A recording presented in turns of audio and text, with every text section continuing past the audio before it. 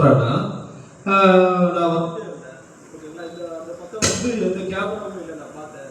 So அந்த பக்கம் ஒரு லேடி வந்துட்டு இருந்துச்சு.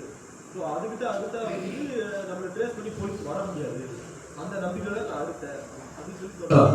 அதாவது வந்து நம்ம ஒரு தப்பு பண்ணோம் அதே சமயத்தில் மாட்டிக்க கூடாது. அப்படிங்களா இது வந்து எல்லா பக்கம் மழை இல்லை. ஸோ அந்த ஏரியாவில் வர்றப்போ அவங்க கண்டிப்பாக அந்த படம் வரும். இப்போ நீங்கள் சொன்னீங்கல்ல கேட்டுக்குள்ளே இருந்துச்சு அதை எடுத்துட்டா வெளில இருந்தா எடுப்பாரு. அதே மாதிரி அந்த கேமரா இருக்குன்னா இவங்க எடுக்கிறப்ப அந்த உங்களோட நடவுல முதல்ல அந்த கேமரா பதிவு வருது. அப்போ இதை வச்சு போலீஸ் கண்டிப்பாக தேடி வரும். அப்போ சிசிடிவி ஃபுட்டேஜ் இருந்துச்சுன்னா கண்டிப்பாக அந்த வீட்டை வந்து அவர் திருட போகுது. ஓகேங்களா? ஸோ அப்போ அடுத்து நம்ம பண்ண வேண்டியது வந்து சிசிடிவி ஃபுட்டேஜ். சரி இப்போ அதுக்குள்ள வந்து ஒரு 2 வீலர் சேஃப்டிக்காக எல்லா வீட்டுக்கும் சிசிடிவி ஃபுட்டேஜ் போடணும்பா அப்படின்னா வந்து அதுக்குள்ள அவசியம் இல்லை. ஓகேங்களா? எல்லா வீட்லையும் போட்டோம் அந்த பசங்க சொல்ல முடியாது. ஆனால் இப்போ ஒரு ஏரியா வச்சு இப்போ நகர் இருக்கு, இப்போ ராஜேஸ்வரி நகரா ராஜேஸ்வரி நகரா இப்போ இதில் வந்து எவ்வளோ ஃபேமிலி இருக்கும் டோட்டலாக எவ்வளோ குடும்பம் இருக்கும்? 100 ஃபேமிலி வச்சுங்க. இப்போ ஒரு வீடு இருக்கு வச்சுங்க, ஒரு ஏரியா இருக்குன்னா அது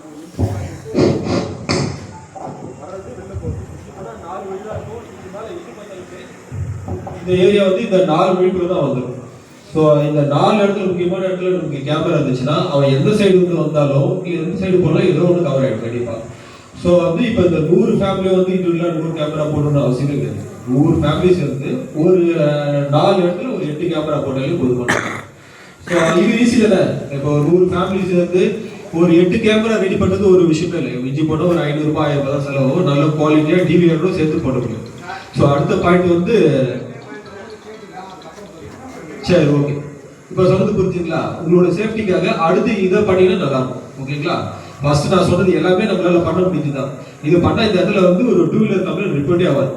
ஸோ இங்கே நாங்கள் உங்களுக்கு தேடி வந்து பேச வேண்டிய அவசியமே இருக்காது. நீங்களும் வண்டி தொலைச்சாங்க வர வேண்டிய அவசியமே இருக்காது. 2 சைடும் சேஃப். பப்ளிக் சேஃபாக இருந்தாலே போதும், அதுவே நமக்கு சந்தோஷம். இதை பண்ணாலே இது வந்து 2 வீலர் ஆஃபன்ஸை குறைக்க முடியும். ஓகேங்களா? இது புரிஞ்சிச்சிங்களா? ஸோ அந்த கேமரா அசம்பிள் பண்ணுறது ஓகே, அது பொறுமையாக நீங்கள் எவ்வளோ பண்ணிக்கலாம். மற்ற நான் சொன்ன 3 ஆப்ஷன் வந்து நம்மளால இப்பயே பண்ண முடியும். குறைஞ்சபட்சம் அதை பண்ணால் கூட ஓகே. ஓகேங்களா? இது வந்து 2 வீலருக்காக நம்ம சொல்ல வேண்டிய அவேர்னஸ். சரி, இதுக்கு அடுத்து வந்து நமக்கு ஜாஸ்தி அடுத்து ரிப்போர்ட் வர கம்ப்ளைண்ட் பார்த்தீங்கன்னா வந்து ஹவுஸ் பிரேக்கிங். ஹவுஸ் பிரேக்கிங்னா வந்து வீட்டை உடைச்சி வந்து திருடுறது. இதுதான் வந்து இதுக்கு அடுத்தபடியாக வந்து நமக்கு அதிகமாக ரிப்போர்ட் வர கம்ப்ளைண்ட். ஓகேங்களா? இதுக்கு ஒரு சேம் இதே ப்ரொவிஷன் தான் வரும்.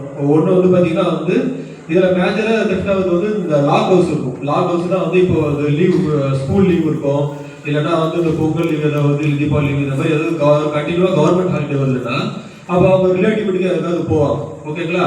அப்படி போகிறப்போ அந்த வீடு வந்து பூட்டி இருக்கும். இப்போ நான் வரேன்னு வச்சுக்க, திருட வரேன்னா அது திறந்து வீட்டுக்குள்ளே போவேன்னா போக மாட்டேன். திறந்து வீட்டுக்குள்ள அதுக்குள்ளே ஆள் இருப்பான், போட மாட்டிப்பான். ஸோ இப்போ போயிட்டே இருக்கா ஒரு வீடு வந்து பூட்டி இருக்கு, ஃபுல்லாக இருட்டாக இருக்கு, லைட்லாம் ஆஃப் ஆயிருக்கு. இப்போ இந்த வீட்டை ட்ரை பண்ணலாமா? இப்போ அவன் எந்த வீட்டை ட்ரை பண்ணுவான்? ஏன்னா இது வந்து பூட்டி இருக்கு, இங்கே ஆள் கிடையாது, ஈஸியாக நம்ம எடுத்துட்டு போகலாம். ஸோ அப்போ பூட்டி இருக்க வீட்டை தான் வந்து ட்ரை பண்ண போகிறோம். ஓகேங்களா?